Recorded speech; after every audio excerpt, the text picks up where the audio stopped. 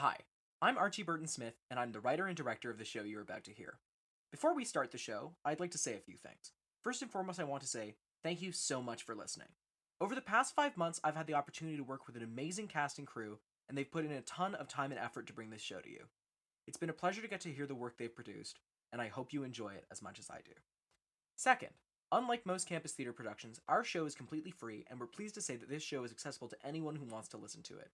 That being said, I'd like to encourage you to take the $5 to $15 you would normally spend on a ticket and donate to one of the causes close to the hearts of our cast and crew.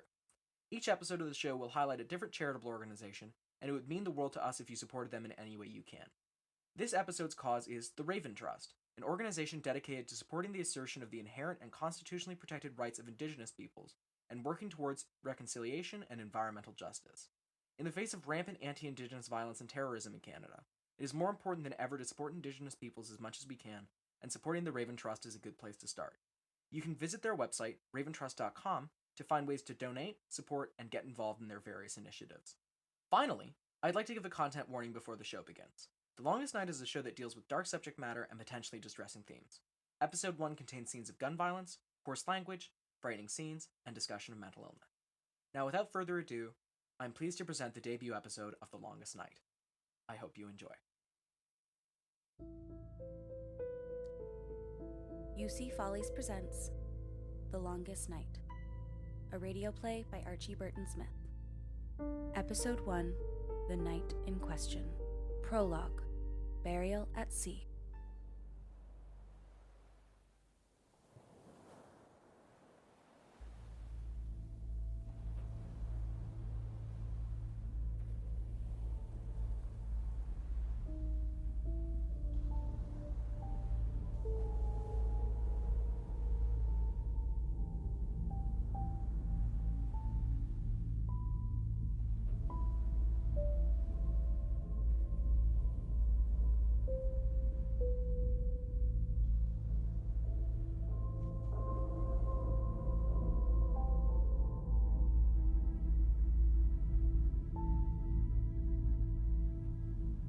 You've probably heard the expression, dead men tell no tales.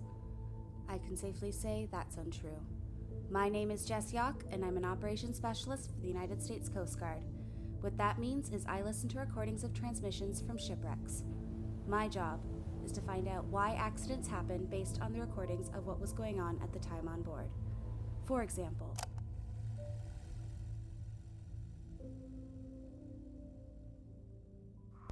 Mayday! Mayday! Mayday! This is Petty Officer Hogan Monson of the USS Carcosa. There is a fire in the engine room and we need immediate support. I repeat, we are in need of immediate support. the vessel was found in flames with no survivors. Now, the obvious explanation would be that the victims were killed in the blaze, or that the explosion was caused by a fire in the engine room. But listen carefully. Did you hear it? That is the sound of a Mark 54 LHT torpedo making contact with the hull of a vessel. The ping is the sound of contact, and the explosion is the resulting shockwave. From this clip, I can tell that a seaman panicked from the fire and left a torpedo insecure on the gun deck. When the ship lurched, the torpedo fell, and 100 sailors found themselves at the bottom of the ocean. Dead men do tell tales. You just have to listen for them.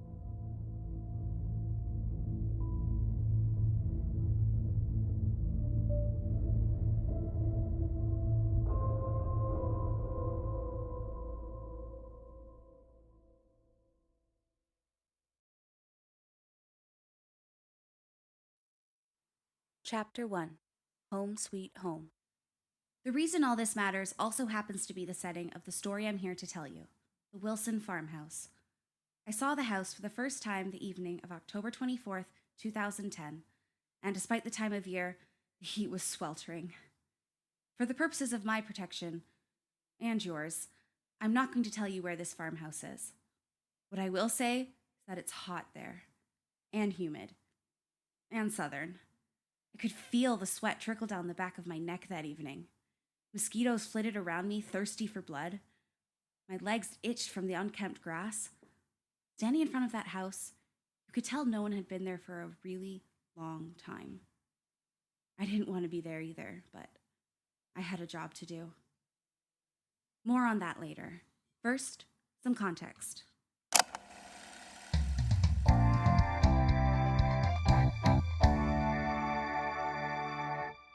Good evening. We begin our broadcast with breaking news tonight out of a farmhouse in... I added the bleep. Keeps people from trying to check it out themselves.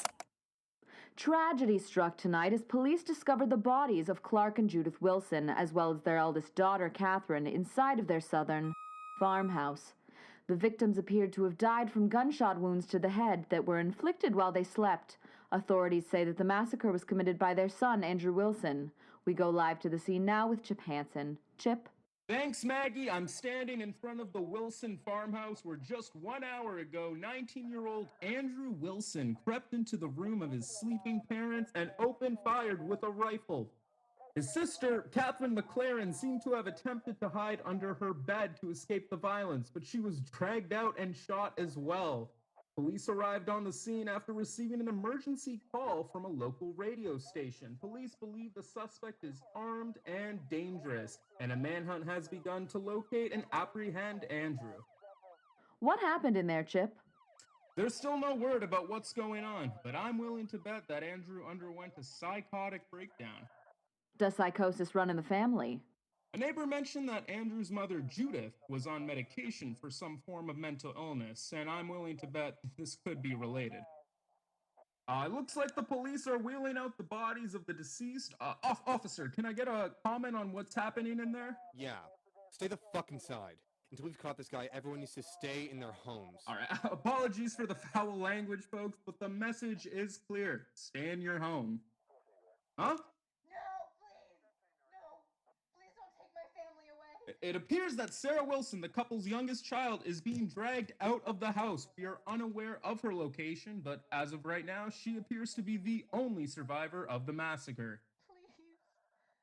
Please don't take my family.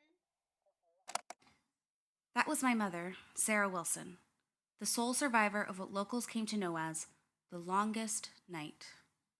The night that local boy, Andrew Wilson, without warning, murdered his parents and siblings. My mother missed it. For some reason, she was out. She survived the night that her whole family was murdered. In the house that 1 month ago, I was standing in front of for the first time ever. My mother doesn't like to talk about her family. I mean, I don't either, really. Growing up as the daughter of a famous murder survivor is weird.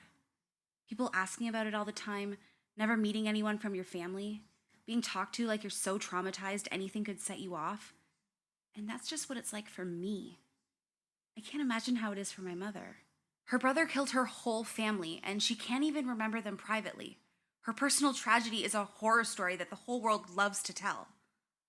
That's why our last name is Yak.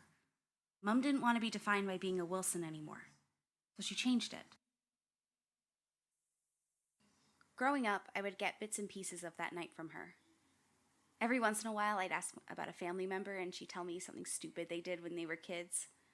Or she'd get a little drunk and talk about the voices her dad did as a radio star and try to do them herself. Sometimes she even calls me Kit by accident. She doesn't realize it when she does it, though, and I don't point it out. Kit was her older sister by 10 years, but she and my mom were thick as thieves. Mom would always tell me about how she and Aunt Kit would play soldiers together. Those stories were what inspired me to join the Coast Guard after I graduated. Well, that and a year of unemployment. Mom doesn't keep many photos of her family. It's too painful for her. But she does keep one of her and Kit. The two of them at Kit's wedding, all dressed up. Kit was beautiful. Not normal beautiful. Movie star beautiful. She was my mom's whole life. And I think a bit of my mom died with her. That may sound a little harsh, but losing Kit was the hardest for Mom. A mountain of sorrow and tragedy, and losing her sister was the worst part of all of it. My grandfather Clark was a radio star back in the day. He would write and record radio plays, like those old-timey shows about cowboys or spacemen, and they'd play them at the local radio station. That career fizzled out with the birth of television, but it left old Clark with a lifetime passion for recording things. He would record everything religiously. Phone calls, radio shows, conversations. The man had a Nixon-level passion for taping everything he ever said. My mum, 2 sheets to the wind on scotch and sodas, once told me that he believed in being thorough, that he never wanted to miss anything. This level of thoroughness seems like a bit much. Grandpa would copy all of his recordings onto cassette tapes and filled them into a container that he called his black box. That's why I went to the house, to find the box and those tapes. If I listened to them and listened closely, I'd be able to find the truth. No one just ups and murders their family at random. Something happened. So I went to the house to find those tapes. But we're not ready for that yet. The first recording I want you to hear is one that I received a day earlier. When I first arrived in the town by the farmhouse, I kind of got cold feet. I was going to the house where my whole family was murdered. That's some heavy shit. So I went to a place I knew I would feel comfortable. The local radio station, KG 67.3 Radio. It's kind of embarrassing, honestly, that my first idea of a safe place was a metal tower designed to carry invisible frequencies, but when you spend more time listening to the dead talk on tape than you spend talking to the living, you tend to lack in the social skills department. It turns out my radio visit was my first step in finding out what happened to my family. I arrived at the station and was greeted by a lovely older gentleman named Murray, who, as he was quick to tell me, has been the station's producer for over 40 years. He asked why I was there, and I said I was doing a documentary on what happened at the Wilson house. You know, like a liar. He reacted with a sad look and told me to wait in the lobby and walked into the back room.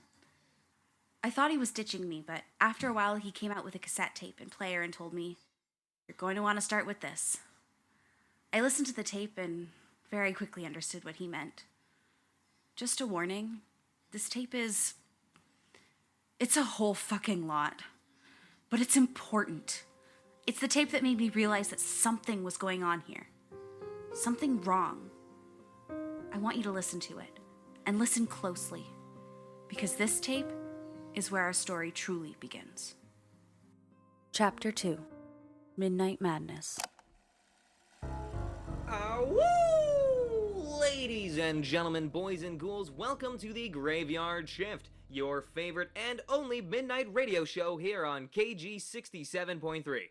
I'm your host, the gravedigger himself, Greg Wilson. We're rocking out right now to a fifth of Beethoven here in the studio, and we'll be taking callers soon. So just sit back, chillax, and make sure to watch out for things that go bump in the night. Mwahaha! And we are clear. Excellent. Good intro, that was classic Greg Wilson. I aim to please. God, I fucking hate the night shift, Murray. I know, Greg, but you're making the best out of it, and that's what's important. My audience are spaced out weirdos and kids who think staying up till midnight makes them seem dangerous. And I can only get them because I do gimmicks like this. Aw, tell me that's not fun. Okay, it is fun, but I want to be big, Murray. What can I do to get a daytime spot? You can continue to do a good job, and wait for Colin to die of old age. Colin's audience are going to drop dead of boredom before he croaks. Hey, show some respect, that's our lead DJ, Greg. And I'm our lead dead Jay. Alright, very funny. We're live again in a minute. Sure thing, your lugubriousness. Caller number 1, we are with you. Hello, I'm calling to lodge a complaint. A complaint? Well, I'm sorry to hear that. Yeah, you should be. Radio is supposed to be about programming good music for the listening audience, not this drivel you play. Our drivel? Can we get an example, please? Will you play your punk and your disco? It's devil's music. Be decent and play some good old-fashioned rock or something. Wagner, anything. Ladies and gentlemen, Mr. Bob Seger. Oh, very funny, you little twerp. Now, I am a long-time listener, first-time caller? You shut your mouth. I'll report you to the FCC for this. Oh, sorry. Looks like we're losing No, you. you aren't losing me. No. That caller seems to have his panties in a Transylvania twist. If you want to call and scold us about the drivel we play, you can make like our next song and call me! And we're clear. An amendment to my earlier statement, Our listeners are either spaced out weirdos, kids, or old people looking for a new thing to be mad at. You play a lot of alternative programming. The station doesn't like that during the day. I'm playing Blondie for you. That's mainstream. Mainstream that used to be punk, still your wheelhouse. I mean, you got me there, but really though, my shit will be mainstream if you let me play it on the regular radio. Language, Greg, you can't talk like that in any radio show or we'll get fined. Murray, please. Just one shot. You know what? Fine. 1 hour tomorrow. Murray, you're a god and a saint, and I love you. I am, and I know. Now don't fuck up. I will not, Your Excellency. Caller on 2. Hello.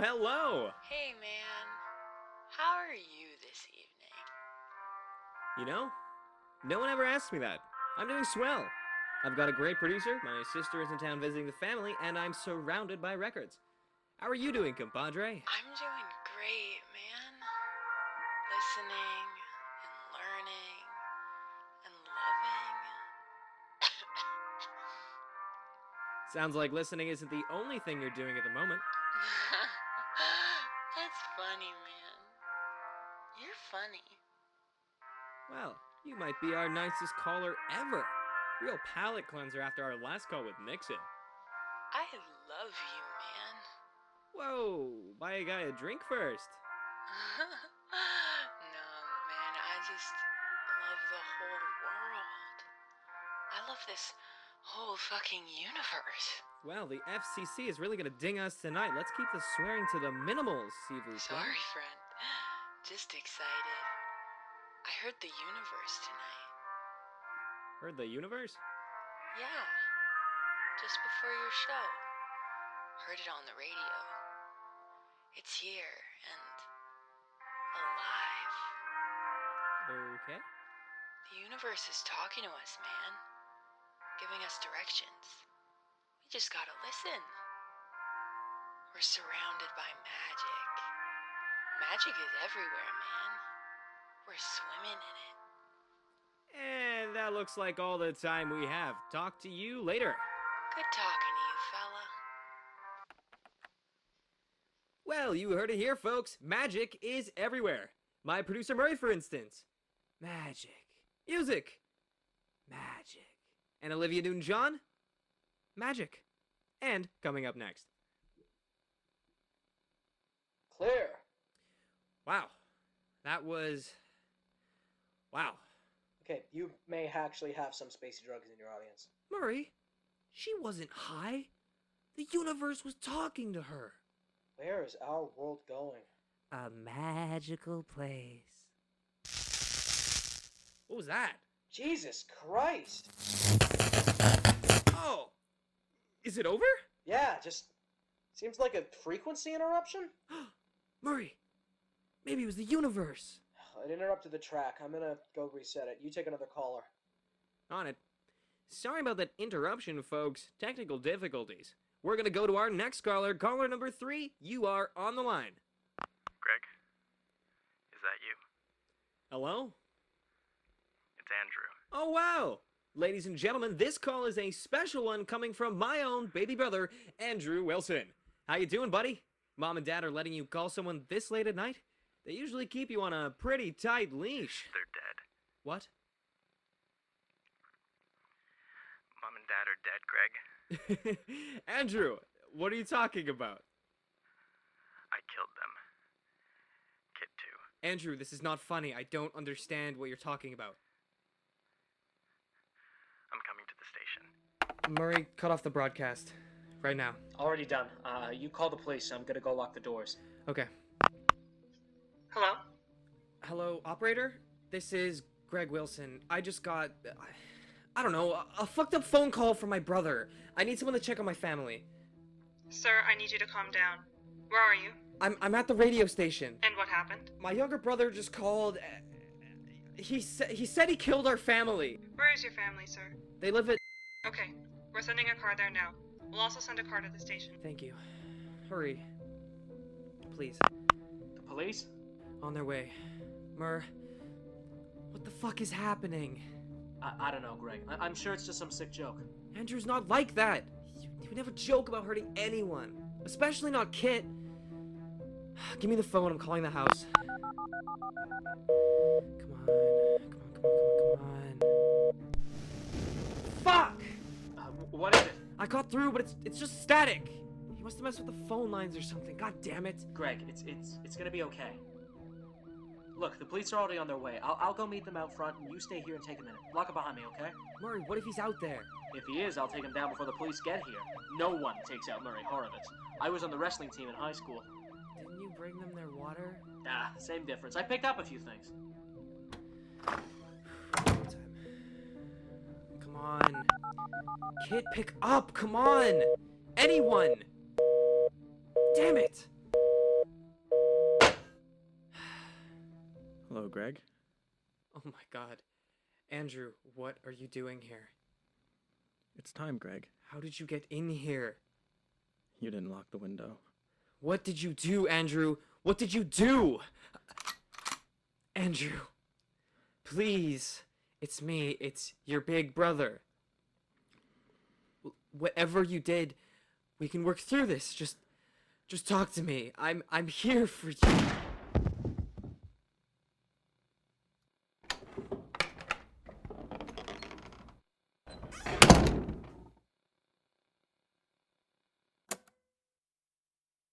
Andrew was arrested shortly after. He had evaded the police roadblock and was heading back towards the house when he was downed by a pile driver, courtesy of KG 67.3's very own Murray Horowitz. Mom never told me that Greg died at the station and not at the house. I think it was easier for her that way, that they all died together and Andrew left. But the truth is that he was hunting his surviving siblings down. And Greg died afraid and alone. If Murray hadn't stopped Andrew when he did, he probably would have gone back to the house and found Mom. I thanked Murray for the tape. He smiled sadly and told me that I had the same determined look in my eyes as my mother. And with that, my short-lived stint as a fake documentary filmmaker was up. Murray had apparently set my mom up with some funds for an apartment after it happened and kept in touch with her from time to time. She had sent photos. Murray asked what I was looking for, and I told him the truth. He wished me luck and sent me on my way. Before I left, he told me that he thought Greg was going to be a star. You might think that I was insane for going to the house after that.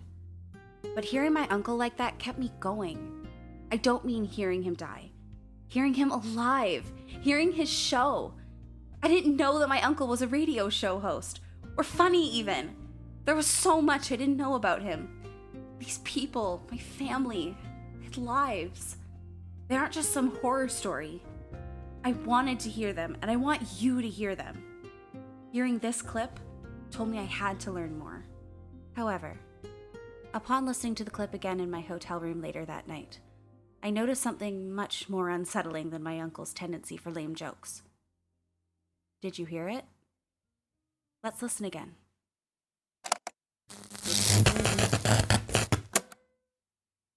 Seems like nothing, right? When I first heard it, I thought I was imagining it. But I cleared the audio up and muted the white noise, leaving us with this. It's time. For those who haven't already guessed, that's not my uncle's voice. And that's why, the next day I found myself standing in front of the place where my family was murdered. I took a deep breath, and I stepped inside.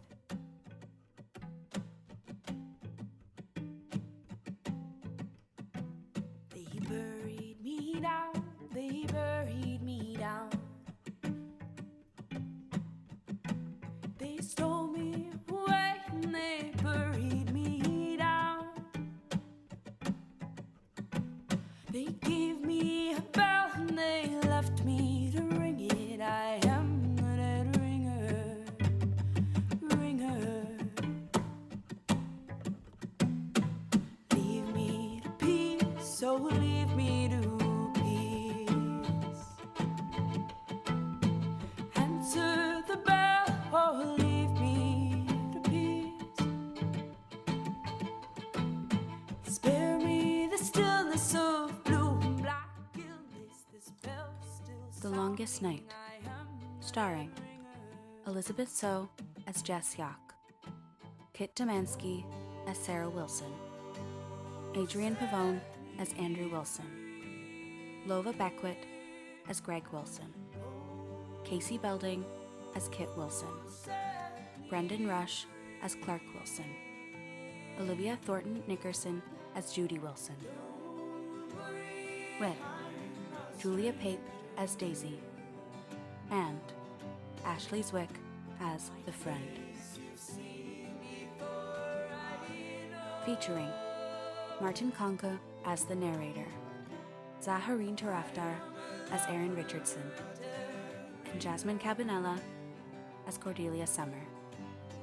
Additional voices by Archie Burton Smith, Sabrina Weinstein, Morgan Beck, Beatrice Friedman, Michael Elliott, Aminda Basmont, and the entire Longest Night cast. Deadringer and O Death by Basset. Original music by Morgan Wolfe. Directed by Archie Burton Smith. Assistant directed by Morgan Beck. Art direction by Abigail Estorero. Edited by Matt Lalonde. Produced by Sabrina Weinstein. Written by Archie Burton Smith.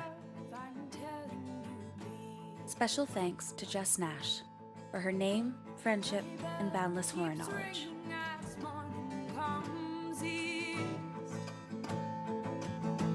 My breath's running low.